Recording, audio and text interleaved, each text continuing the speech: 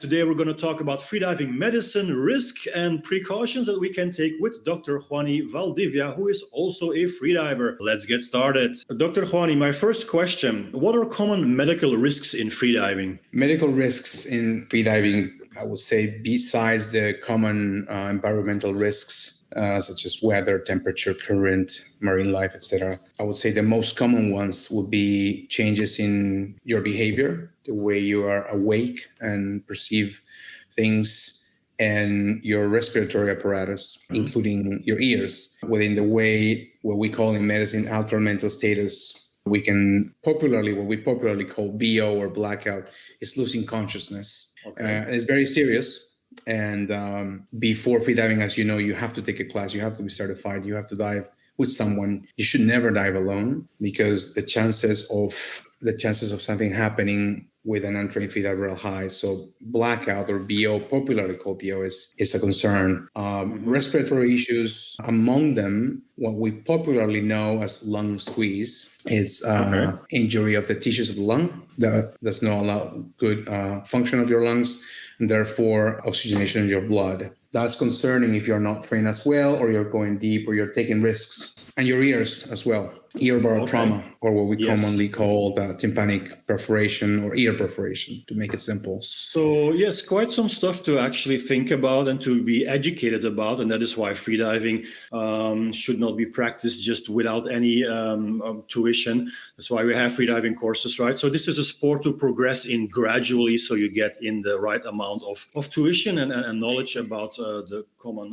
risks. What about medications? Is there any kind of medication that we should avoid in freediving, or maybe we should take? What's your stance on that? There's not an absolute list of medications. I cannot tell you that I know all of the medications that should be avoided. However, if you use anything in excess, it's bad for you. And let's speak it on layman terms. The medications I will be concerned if someone, let's say, is taking a class with me or is asking me about this or that medication are anti-inflammatories, like, for example, common names such as aspirin and others, specifically NSAID, non-steroidal anti-inflammatories like ibuprofen, aspirin. If you use this in excess, that is a higher risk of bleeding, and that's well known in medicine. Cardiac medications that may alter your heart rate, anticoagulation, so blood thinners, what we popularly know as blood thinners, that will be a concern. If you cut yourself, or God forbid you have barotrauma, you can develop theoretically a worse bleed.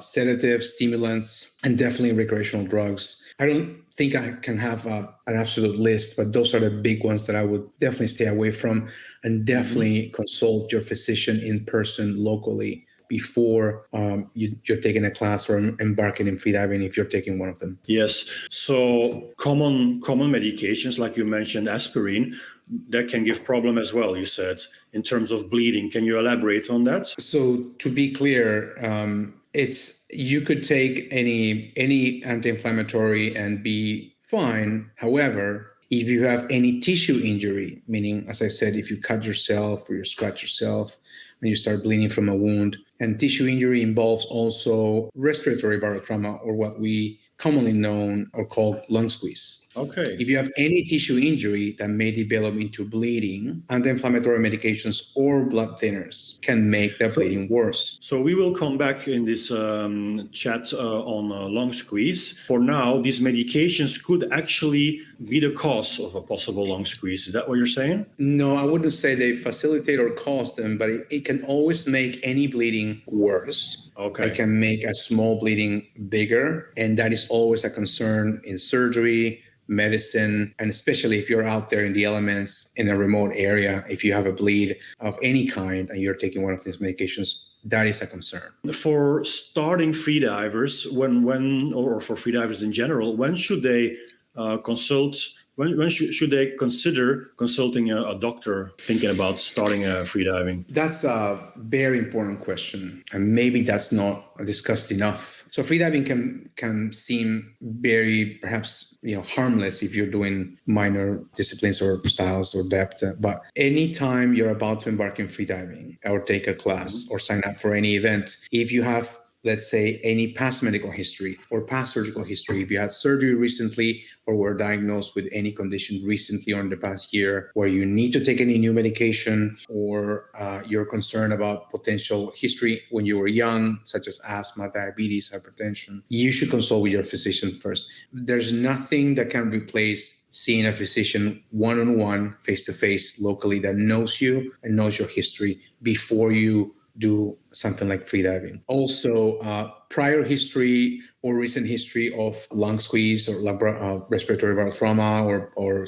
loss of consciousness, blackout. If you have that recently, you should consult with a physician before you continue. It is my recommendation to always be safer than not. Mm-hmm. So this physician, can this be like any kind of doctor, or should we look for some specialty? Well, that's a good question too. Ideally, should be a physician that is well-versed in diving medicine.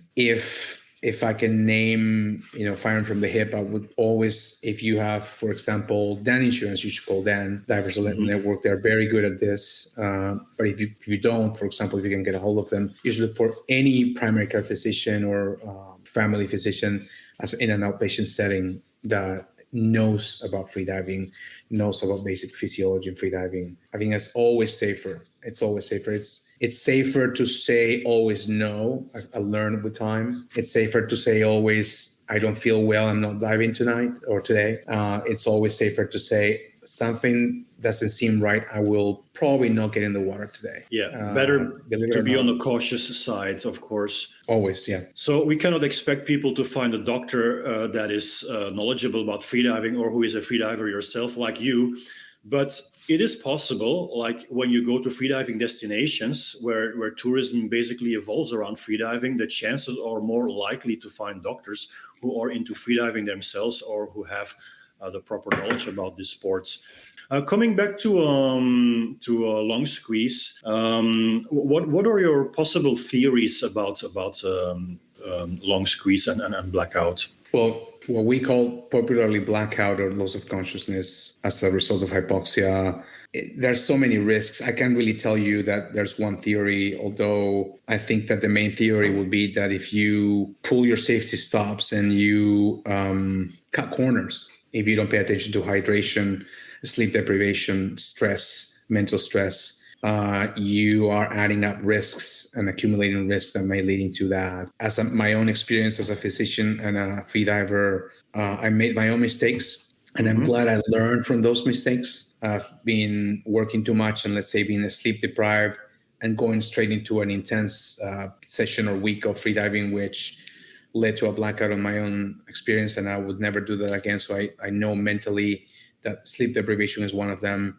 Dehydration, yes. I'm really bad with dehydration myself. Unfortunately, that's my mea culpa, and that has given me problems with that in the past initially, especially when I initially started freediving. So sleep deprivation, dehydration, they could facilitate a blackout. And what about a lung squeeze? So lumbar trauma, or what we commonly call lung squeeze, differences in pressure and your that along with your cardiovascular status is influencing the incidence of lumbar trauma. I cannot tell you exactly one cause for it. I cannot.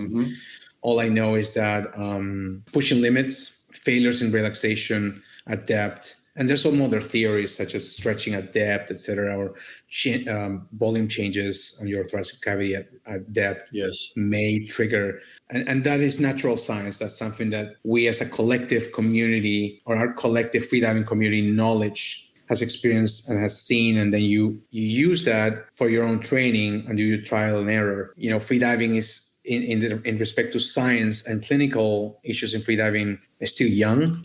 So we use our experience. A lot of it is trial and error and what we've seen. I cannot tell you. The question is, what do we really know about freediving? And that's why we're having podcasts like the one we're having right now with you, Dr. Juani.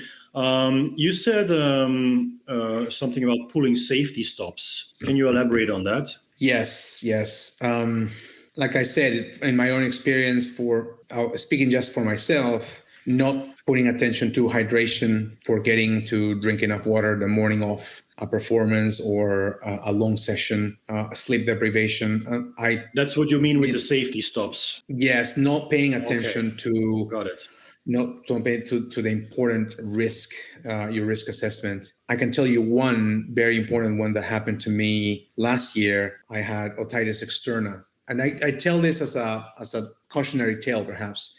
I had swimmer's ear, so I had some discomfort in my ear, and it was cloudy and it was a little rainy, and we were training depth, so we were just doing personal best, at least for myself. So I would urge people not to try to do, let's say, depth and test your equalization limit while you're having any pain in your outer ear. Why? Because at depth, it's difficult to tell if the pain that you have is the pain on your outer ear or your tympanic membrane. And that's what happened to me at that moment. And I had an ear perforation. And then I backtrack and say, why did that happen to me? It's because I couldn't tell at depth where the pain was coming from. And I had that. So I pulled my safety stop. I didn't listen to my body. And that's what happened. So not listening to yourself and not listening to that voice that tells you, be careful. That's one of the major failures that we tend to do. Yeah, for freedivers, including myself, of course, it is very difficult to say no to a freedive session. So if there is anything that you feel that is different, like some sensation in your ear, something that doesn't feel right, it is better to just cancel the session and wait a day or two until you feel 100% again. But I know when you're on a holiday and you just have 1 or 2 weeks for freediving, that is a very difficult decision. But that is exactly what can make the difference between an injury in freediving or not. Last question, Doctor. Well, you've kind of elaborated on it already. So how can we prevent blackouts or long squeezes? So I feel like freediving, different to other sports, is one that allow us to get to know ourselves better, mentally, specifically, and physically.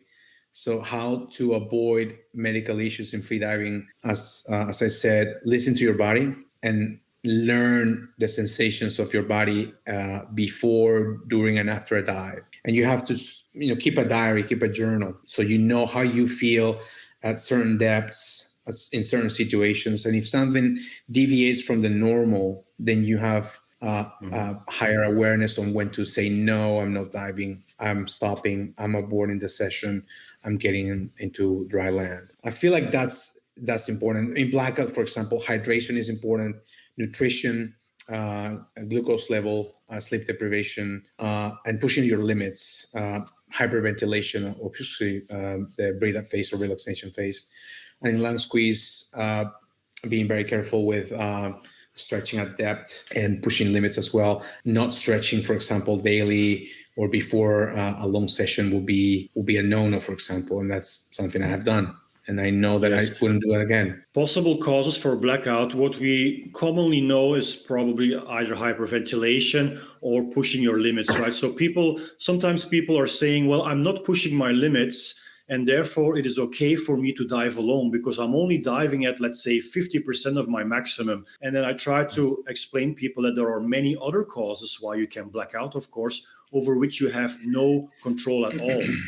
Yeah. Speaking informally, I don't care what anybody would say. You should never dive alone. You should never free dive alone, because the one of the potential outcomes if you cut a corner is death. And that is enough. That should be enough for the general public to be extremely careful with freediving. Freediving is a very fulfilling, and some will call it divine experience that makes you whole, makes you a better human being. But if you don't do it safely, you can die. And that's enough to be extremely careful. That's already enough indeed. And we can add up to this that besides what you think causes a blackout, which would be pushing your limits, there are so many other things like sleep deprivation, or you can be sick without knowing. You can be just very tired. There can be many other reasons, underwater currents over which you have no control. So the idea of I am not pushing my limits and therefore freediving is alone, I wouldn't really recommend going by that. Anything else you would add to this for beginning freedivers? Never assume that you are going to be okay diving alone, or doing self-teaching from zero. Never assume that taking a brand new medication or changing your routine right before an important performance or an important session is safe. I feel like getting into a good routine and sticking to a good routine before a long freediving event or a big freediving event or a performance. If anything you can take from this is put safety as a priority and do a good risk assessment of what you're about to do. And at the same time, a risk mitigation list of what you're about to do as well. That doesn't sound cool. It doesn't sound attractive, but it can save your life. Peace in every breath.